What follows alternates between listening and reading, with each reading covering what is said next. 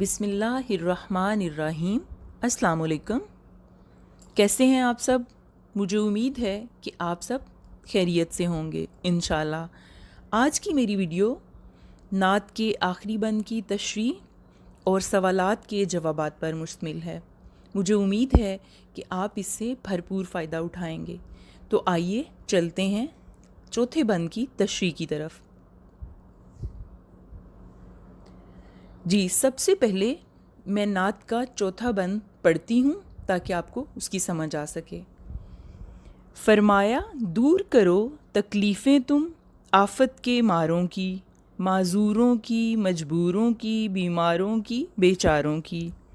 وہ ماہ عرب ہی اے نیر اپنا تو جہاں میں سہارا ہے، ہو جائیں فدا اس نام پہ ہم، یہ نام ہی ایسا پیارا ہے۔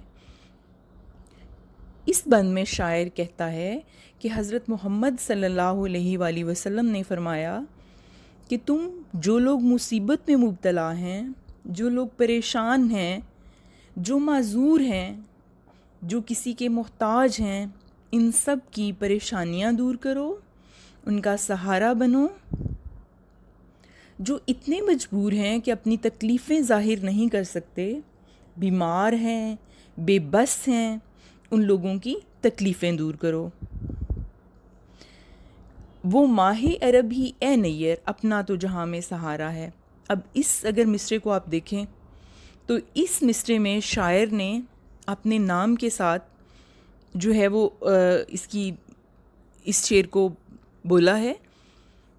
شاعر اپنے آپ سے کہتا ہے، شاعر اس میں اپنے آپ سے مخاطب ہے اور کہتا ہے اے نیر، عرب کا چاند، یعنی اس سے مراد حضرت محمد صلی اللہ علیہ وآلہ وسلم ہیں کہ وہی اس پوری دنیا میں ہمارا سہارا ہے۔ ان کے نام پر ہم قربان ہو جائیں۔ ان کا نام اتنا خوبصورت میٹھا ہے کہ اس پر قربان ہونے کو دل کرتا ہے۔ تو یہ تھی آخری بند کی تشریح۔ یہ آپ کے سامنے میں نے تشریح آپ کو لکھ کر جو ہے وہ دکھائی ہے تاکہ آپ کو اسے یاد کرنے میں آسانی ہو۔ یہاں تک اس نظم کی یعنی نعت کی تشریح مکمل ہو چکی ہے۔ چاروں بند کی تشریح آپ لکھ سکتے ہیں، یاد کر سکتے ہیں۔ تو آئیے چلتے ہیں سوالات کی طرف۔ یہ آپ کے سامنے صفحہ نمبر 10 پر سوال نمبر 4 ہے، جس میں پوچھا گیا ہے آپ سے کہ ان سوالوں کے جوابات بتائیے۔ تو سب سے پہلے جو اس کا جز نمبر الف ہے میں وہ آپ کے سامنے پڑھتی ہوں، پھر اس کا جواب بتاتی ہوں۔ جی، سوال الف، عرب کا چاند سے مراد کون سی مبارک ہستی ہیں اور انہیں چاند کیوں کہا گیا ہے؟ تو اس کا جواب یہ ہے کہ عرب کا چاند سے مراد حضرت محمد صلی اللہ علیہ وآلہ وسلم ہیں، اور انہیں چاند اس لیے کہا گیا ہے کیونکہ آپ کو پتہ ہے چاند جب نکلتا ہے تو ہر طرف روشنی چھا جاتی ہے۔ تو اس طرح جب آپ صلی اللہ علیہ وآلہ وسلم اس دنیا میں تشریف لائے تو جہالت کے تمام اندھیرے ختم ہو گئے اور ہر طرف اسلام کی روشنی پھیل گئی۔ یہ آپ کے سامنے سوال الف کا جواب میں نے آپ کو لکھ کر سمجھایا ہے، تو آپ اسے یاد کر سکتے ہیں۔ سوال نمبر بے ہے، حضرت محمد رسول اللہ خاتم النبیین صلی اللہ علیہ وآلہ وسلم نے اللہ تعالیٰ کا پیغام ہمیں کس صورت میں دیا؟ تو حضرت محمد رسول اللہ صلی اللہ علیہ وآلہ وسلم نے اللہ تعالیٰ کا ہمیں پیغام اس طرح سے دیا کہ آپ صلی اللہ علیہ وآلہ وسلم نے فرمایا سب مسلمان آپس میں بھائی بھائی ہیں، اور اگر تم کامیاب ہونا چاہتے ہو یا اپنی بھلائی چاہتے ہو تو مل جل کر رہو، یعنی اتفاق سے رہو، متحد رہو۔ تو اس کا جواب بہت مختصر سا ہے، یہ دیکھیں آپ کے سامنے سوال نمبر بے کا جواب میں نے آپ کو لکھ کر سمجھایا ہے۔ سوال نمبر جیم ہے، نبی کریم صلی اللہ علیہ وآلہ وسلم نے کس کی تکلیفیں دور کرنے کا حکم دیا؟ تو اس کا جواب بھی بہت آسان ہے۔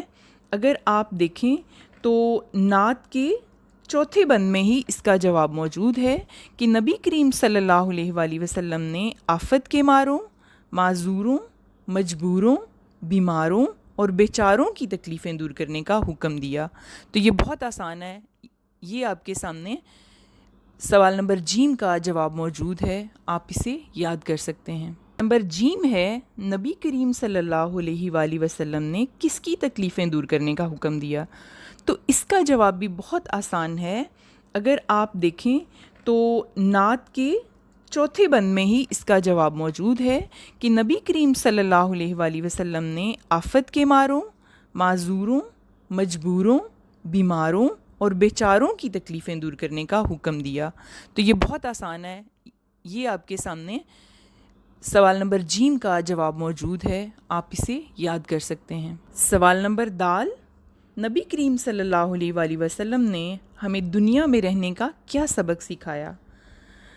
تو اس کا جواب یہ ہے کہ نبی کریم صلی اللہ علیہ وآلہ وسلم نے ہمیں دنیا میں رہنے کا یہ سبق سکھایا کہ نیک کام کریں، برے کاموں سے بچیں، ہمیشہ نیک کام کرنے کی ترغیب دوسروں کو دیں، ہمیشہ بھلائی کے کام کریں، ایسے کام کریں جس سے دوسروں کو فائدہ پہنچے۔ تو یہ دیکھیں، یہ آپ کے سامنے سوال نمبر دال کا جواب موجود ہے اور یہ بہت آسان ہے، مجھے امید ہے کہ آپ اسے اچھی طرح سے سمجھ لیں گے۔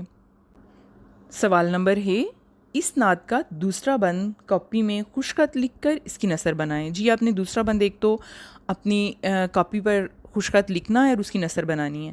تو اگر میں آپ کو پڑھ کے بتاؤں جو دوسرا بند ہے تو اور ساتھ ہی میں اس کی نثر بھی بتاتی ہوں آپ کو۔ بندوں کو خدا کی رحمت کا مژدہ وہ سنانے آئے تھے۔ تو اس مصرے کی جو نثر ہے وہ اس طرح سے ہوگی، وہ بندوں کو خدا کی رحمت کا مژدہ سنانے آئے تھے۔ کس طور سے ہم دنیا میں رہیں خود رہ کے بتانے آئے تھے۔ تو اس کی نثر ہے، ہم دنیا میں کس طور رہیں خود رہ کے بتانے آئے تھے۔ نیکی کا پڑھایا ہم کو سبق، دکھلائی راہ بھلائی کی۔ تو اس کی نثر ہے، ہم کو نیکی کا سبق پڑھایا، بھلائی کی راہ دکھائی۔ جڑ کاٹی ساری بدیوں کی، ڈھا دی دیوار برائی کی۔